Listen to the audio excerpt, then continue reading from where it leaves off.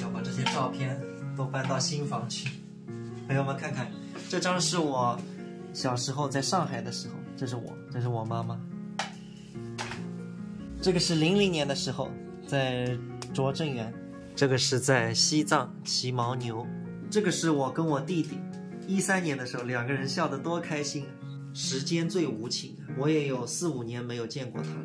现在他在东京大学研究半导体和纳米，标准的理科型人才，我是完全文科。所有的东西都拆下来了，墙上挂的都要带到新房去。舅舅舅妈的结婚照，不，今朝中浪熬生到那边了6百广场去搓一顿啊！没喊回去呢。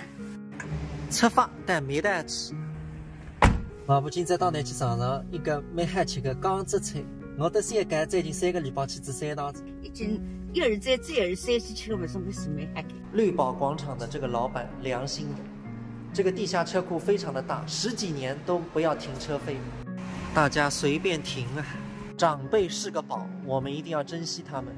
很多时候我都会听到大家说某某人不在了，如果他还在的话，我肯定要对他怎么样。但是很多时候一旦失去了就没有了，就像现在我再也看不到我外公了。所以说人生尽量不要留下太多的遗憾，要对一个人好，要对亲人好。什么时候？就在当下，此时此刻，他还在你身边的时候，你对他好，这才是最重要的。我不会到600是那3月份来着哇？3位。每次来蜜桃，这里基本上都是坐满的。这个很烫的，你们要小心哦。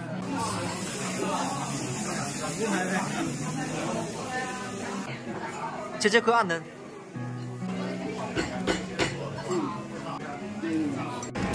小时候外婆带我们来游乐场，现在我带外婆来玩。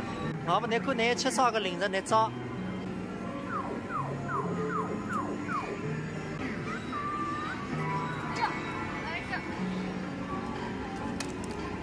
外婆年轻的时候在学校里也打篮球的，她的偶像是乔丹。